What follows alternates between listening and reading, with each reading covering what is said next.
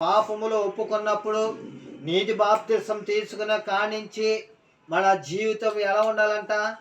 యథార్థమైన ప్రవర్తన కలిగి ఉండాలి. యథార్థమైన జీవితం మనం జీవించాలంట. యథార్థమైనది, పవిత్రమైనది, నిష్కలంకమైనది, యేసుక్రీస్తుకి ఎంతో ఇష్టమైనది.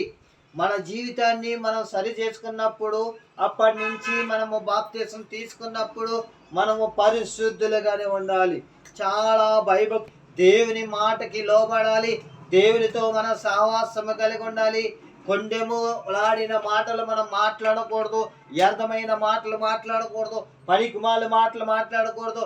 నీచ నికృష్టమైన పనికిమాలి చెత్త మాటలు మనం మాట్లాడకూడదు. యథార్థముగా మనం ప్రవర్తించాలంట.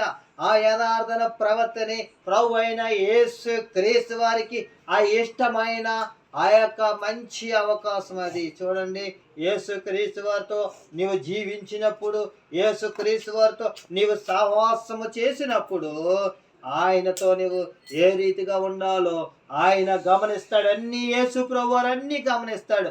నీవు మారిన కాడి నుంచి ఇప్పటి వరకు నీవు ఎలా ఉన్నావు, నీ ప్రవర్తన ఎలా ఉంది, నీ ఆలోచన ఎలా ఉంది, నీ చూపు ఎలాగుంది, నీ మాటలు ఎలాగున్నాయి, నీ చేతి పనులు, నీ కాలు నడకలు, నీ హృదయాలస్సులు, నీ తలంపులు, నీ యొక్క వినికిడి ఎలాగుంది, నీ చూపులు ఎలాగున్నాయి అని యేసుక్రీస్తు వారు ప్రతిదీ కూడా గమనిస్తాడు. ఆయన నమ్ముకున్న కానించి మనము భూమి మీద ఉన్నంత కాలము కూడా యేసుక్రీస్తు వారి దగ్గరికి చేరే వరకు, మరణము వరకు కూడా యథార్థమైన జీవితాన్ని మనం కొనసాగించాలి. యథార్థము కలిగి ప్రవర్తన కలిగి ఉండాలి. నీవు మంచి ప్రవర్తన కలిగిన వాడు అయి ఉండాలన్నాడు యేసుక్రీస్తు వారు. నీ ప్రవర్తన ఎలా ఉంది?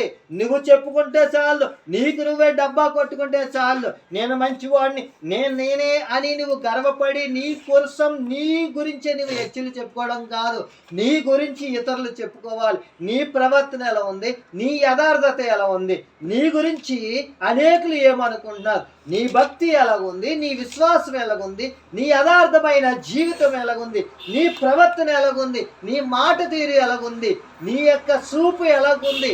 ప్రతి ఒక్కరు కూడా అన్నీ అబ్జర్వ్ చేస్తారు, అన్ని గమనిస్తారు మనలను.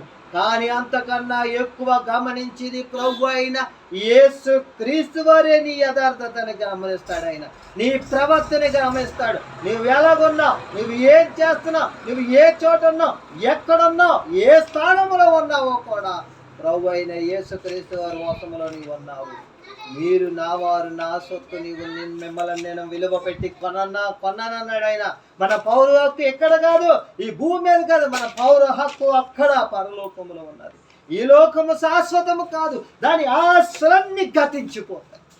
ఈ లోకములో కరువులు, భూకంపాలు, యుద్ధాలు, జనం మీద జనం, రాజ్యం మీద రాజ్యము, ప్రపంచమల్ల కల్లోలముగా ఉన్నది. ఈ లోకంలో చాలా భయంకరంగా ఉన్నది. చాలా పరిస్థితులు కూడా తారుమారైపోయినాయి. ఈ యొక్క ప్రభు అయిన యేసు క్రీస్తు వారు రాకడ బహు సమీపముగా ఉన్నది. వచ్చి చిన్నవాడు మరి ఆలస్యము చేయక మరి త్వరగా వస్తానన్నాడు. ఆయన నేడు, నిన్న, నేడు ఏకరీతిగా నిరతం నిలిచిన దేవుడు.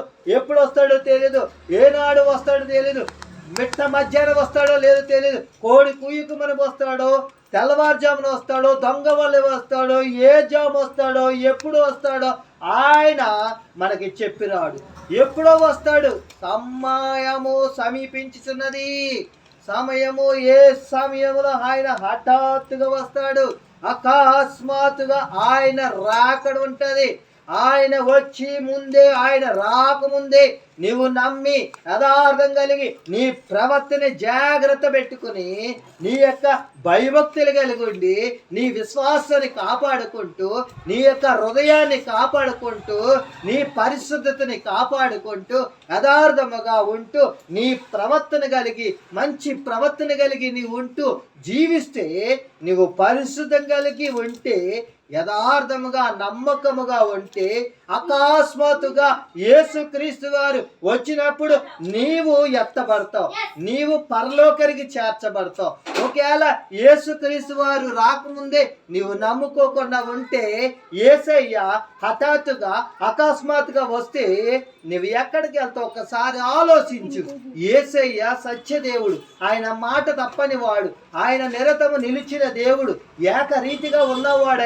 ఆయనకి ఆదియు